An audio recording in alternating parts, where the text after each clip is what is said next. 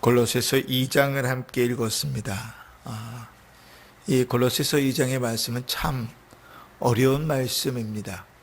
대단히 쉽고 또 기초적인 말씀을 하지만 또 다른 면으로 보면 대단히 어렵고 힘든 말씀을 전하고 있는 줄 모르겠습니다. 성도의 신앙의 근간은 예수 그리스도에게 있습니다. 다 아는 내용이지요. 참 쉬운 내용입니다. 그리스도에게 뿌리를 내리고 그리스도로 말미암아 자라나고 그리스도로 말미암아 풍성해지는 것이 성도입니다. 그럼에도 불구하고 오늘 성경에 보면 바울은 그것을 비밀이라고 말합니다. 왜 비밀인가 하면 세상의 사람들은 주께서 택하지 않은 자는 죽었다 깨나도 그것을 알 수 없기 때문에 그렇지요. 머리로는 아무리 뛰어나다 할지라도 그것을 이해할 수 없기 때문에 그렇습니다. 머리로는 세상의 모든 것들을 동원해서 아는 것처럼 행동할 수 있으나 그러나 실제로는 그리스도 안에 있는 것이 무엇인지, 그리스도에게 뿌리를 내리는 것이 무엇인지, 그 안에 살아있는 것이 무엇인지를 도저히 알 수가 없기에 오늘 성경은 그것이 비밀이라 그렇게 표현하고 있는 것입니다. 그 비밀을 가진 자는 오늘 6절 7절에 있는 말씀처럼 그리스도 안에 뿌리를 받고 세움을 받아서 그 안에서 믿음으로 굳건히 서며 감사함으로 자라는 것, 그게 신자의 모습입니다. 그러면 이러한 삶들이 대단히 당연하고 쉬운 것 같으나 그러나 예수님 당시에도 이미 사도 바울이 활동하던 당시에도 수많은 이단들이 그 진리의 내용들을 다 흐트러뜨리고 그 비밀을 따라 살지 못하도록 흔들어 놓는 일들이 있었습니다. 그래서 우리가 사복음서를 넘어 이제 사도행전부터 요한계시록까지 내용을 다 살피면 그 안에 일어나는 교회의 싸움은 언제나 이단과의 싸움이고 그 안에 일어나는 모든 싸움들은 언제나 주의 말씀과의 싸움이었습니다. 그러니 하나님의 말씀을 온전히 알지 못하면 그 속에 휩쓸려서 넘어가 버리는 것이고 믿음 가운데서 무너져 버리는 것이 당연한 일들이지요. 당시에는 철학자들이 많았습니다. 여러분, 우리가 한 번쯤은 들어봤을 만한 소크라테스, 아리스토텔레스 이런 철학자들이 있잖아요. 내 자신을 알아라 하고 말했던 소크라테스도 있고요. 그 철학의 근간을 세웠다는 아리스토텔레스도 있습니다. 근데 그 사람들 다 예수님의 시대, 그 비슷한 시대에 살았던 사람들입니다. 대단히 생각하는 것이 깊고 철학적 사고가 뛰어났던 사람들이지요. 언변이 뛰어났고 그로 말미암아 사람들을 말하는 것으로 다 이끌었던 사람들입니다. 그렇게 가르쳤고 그것이 지금의 학교의 근간이 됐지요. 자, 그런데 그러한 많은 이들의 말들로 인해서 그리스도의 복음이 무너져 버리고 예수를 믿는 참 신앙이 무너져 버렸다는 사실들을 우리가 기억해야 됩니다. 그래서 오늘 8절에 보시면 누가 철학과 헛된 속임수로 너희를 사로잡을까 주의하라. 하나님의 말씀에 바로 서 있지 않으면 이단들이 우리를 엄습해 올 때에 그것이 쉬 넘어져 버리게 되는 것이지요. 이단들은 절대로, 사단은 절대로 우리가 당연히 알고 당연히 거부할 수 있는 것으로 우리에게 찾아오지 않습니다. 교회 이름으로, 담임 목사 이름으로, 심지어는 제 이름으로 이단들이 편지를 보냅니다. 그럼 뭐 일주일이 멀다 하고 계속 편지가 와요. 도대체 이 사람들은 무슨 생각을 하고 있는가 싶을 정도로 계속 편지가 옵니다. 그럼 저는 계속 그걸 그냥 찢어버립니다. 읽지도 않아요. 처음은 반송도 시켜봤는데 그것도 안 돼가지고 찢어버립니다. 그걸 볼 가치도 없거든요.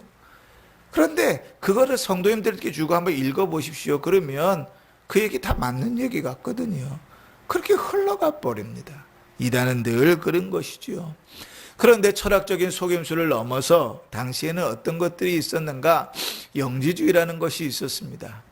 육체는 다 타락하고 죄악된 것들이고 영적인 것은 대단히 귀중하고 소중한 일이다.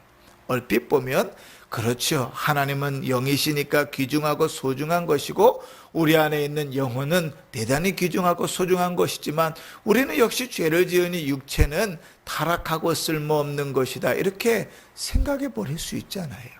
그런데 그런 것들이 교회에 엄습하고 들어와서 교회를 다 무너뜨립니다. 왜요? 그리스도의 인성을 부정해 버렸으니까요. 초대교회의 가장 치열한 싸움 중에 하나는 예수님이 사람이 아니셨다는 것에 있습니다. 예수님의 인성을 부인하는 것이 심각한 문제였지요. 그럼 왜 그렇게 생각이 됩니까? 어떻게 하나님이시면서 동시에 사람일 수가 있느냐? 사람이신 예수가 죽었다면 하나님이 죽은 것이 아니냐?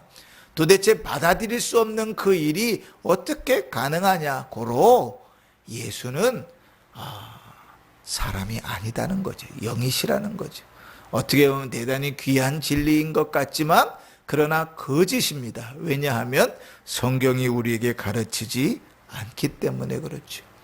유대인들은 여전히 율법을 지켜야 된다고 말합니다. 우리는 말씀을 따라 살아가는 것이 대단히 귀중하고 소중한 일입니다. 말씀을 지키는 것, 율법을 지키는 것 대단히 귀중한 일입니다. 그러나 그것이 우리의 구원의 근간이 아닙니다. 빠지지 않고 예배에 참석한다고 그것이 우리를 구원해 주는 것 아니고 열심히 봉사하고 헌금한다고 그것이 우리를 구원하는 것이 아닙니다. 우리의 구원은 오직 예수 그리스도께 있고 그리스도께서 날 대속하여 죽으신 그것을 믿음으로 말미암아 구원을 얻는 것이죠. 그런데 수많은 이들이 당시 교회를 흔들어댑니다. 너희가 그래도 할례는 받아야 구원을 얻는다. 너희가 그래도 율법은 따라야 구원을 얻는다. 수없는 이들이 그렇게 돌아옵니다. 우리가 사도행전을 읽으면 알지만 이방의 교회에 주의 복음이 전해지면 전해질 때마다 그들에게 가장 큰 싸움 중에 하나는 유대인들 중에 순회하는 자들이 와서 계속해서 그것들을 유혹했던 것이죠. 심지어는 어떤 것들이 있는가? 자기 자신을 쳐서 복종시키는 것으로 구원을 얻을 수 있다고 생각했던 자들이 있었습니다. 신비한 것들을 봤습니다. 천사를 보고 신령한 것들을 봤습니다. 그런데 그것들을 본 것이 그의 신앙에 다 이어서 하나님 말씀에 관심이 없거든요. 주의 말씀에 무엇을 얘기하는지는 알질 못하거든요.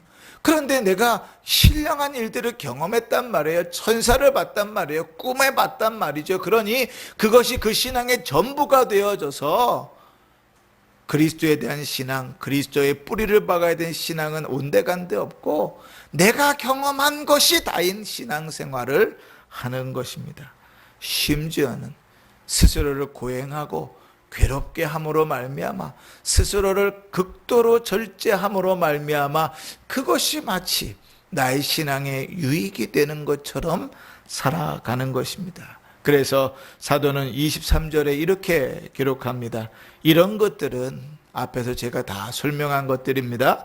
이런 것들은 자의적 숭배와 겸손과 몸을 괴롭게 하는 데에는 지혜 있는 모양이나, 이 얘기 무슨 말인가 하면 이런 것들은 스스로 대단히 경건한 것 같고 스스로 신앙 있는 것 같고 스스로 믿음 있는 채 하는 데는 대단히 유익하지만 그러나 오직 육체를 따르는 것을 금하는 데는 조금도 유익이 없느니라. 이 말은 다시 말하면 경건의 능력에는 전혀 유익이 없다. 그리스도의 비밀을 바로 알고 있는가? 그리스도의 비밀의 뿌리를 받고 있는가? 그리스도의 비밀 안에서 자라고 있는가? 그리스도의 비밀 안에서 영생을 누리고 있는가? 그것이 가장 중요한 것이죠. 그러면 그리스도의 비밀 안에 뿌리를 받고 있다는 것은 무엇인가? 내가 죽었다는 사실을 인정하는 것입니다. 우리가 세례를 받는다는 것은 세례는 내가 그리스도와 함께 죽었음을 인정하는 겁니다. 내가 죽지 않고는 절대로 나의 삶 속에 예수 그리스도께서 사실 수가 없습니다. 그러나 바울이 고백한 대로 내가 그리스도와 함께 십자가에 못 박혀 죽었을 때는 이제 내가 사는 것이 아니라 내 안에 그리스도께서 사는 것이죠. 그것을 고백하는 의식이 세례입니다. 이스라엘 백성이 애굽 땅에서 나올 때 홍해를 가르고 걸어서 나왔지요. 그런데 사도행전에서 보면 그것을 뭐라고 이야기하는가? 세례라 이렇게 표현합니다. 세례라. 당연히 물속으로 들어가면 죽을 자들이지요. 그런데 그렇게 죽을 자처럼 죽고 그 속에서 다시 나옴으로 말미암아 저들이 세례를 받았다고 표현하는 것이지요. 사랑하는 성도 여러분, 우리 신앙은 오직 바른 신앙에 서야 합니다. 끊임없이 그 안에 서야 합니다. 우리 은평중앙교회만 바른 신앙을 가르치고 있다 이런 말을 하는 것이 아닙니다. 우리 교회는 그것을 향하여 열심을 다하여 가는 것입니다. 원로 목사님의 평생의 사역이 그 일이었기 때문에 우리는 그 일들 속에서 오직 하나님의 말씀에 뿌리를 내리고 거기에 관심을 가지고 그 속에서 살아오는 일들이 우리는 좀 익숙합니다. 남들은 한 번도 들어보지 못했을 신앙고백서에 대한 내용들이나 하이델베르크 요리문답이나 또 칼빈주의 우대교리나 이런 내용들이 우리에게 익숙한 것은 그것이 신앙의 골자고 성경이 우리에게 가르치는 내용의 골자이기 때문이지요. 그것들 듣도 보도 못하고 자기 마음대로 신앙생활하는 이들도 역시 있다는 것을 알아야 됩니다. 그러면 여러분, 우리의 삶 속에서 오직 그리스도에게 뿌리를 받고 있음을 기억하면서 우리는 늘 그 바른 신앙을 향하여 살아가기를 힘써야 될 것입니다. 언제나 우리 자신보다 더 신령한 자들이 있고 언제나 나보다 더 신실한 자들이 있습니다. 이 정도면 됐지, 이 정도 신앙생활하면 됐지, 그 순간부터 떨어져 나가기 시작하는 것이 신앙이라고 성경은 가르칩니다. 늘 그리스도를 향하여 자라나고 머리이신 그리스도를 향하여 끝까지 죽을 때까지 자라나는 것이 우리의 신앙의 모습입니다. 그리스도에게 뿌리를 내리고 그 비밀을 간직한 자로 그 비밀을 소중히 여기며 그 비밀 안에서 온전히 자라나는 복된 성도들이 되시기를 바라고, 주께서 깨닫게 하시는 대로 우리 안에 이 새벽에 뜨겁게 기도하시면서 그리스도에 감추어진 그 비밀이 우리에게 밝히 드러남을 감사하며 주를 찬송하는 은혜의 삶들을 살아갈 수 있기를 주의 이름으로 축원합니다. 아멘.